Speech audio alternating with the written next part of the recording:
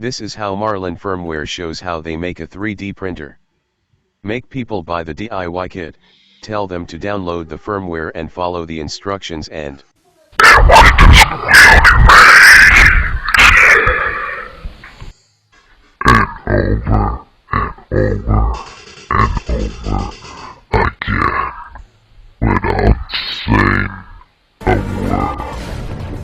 Show no mercy.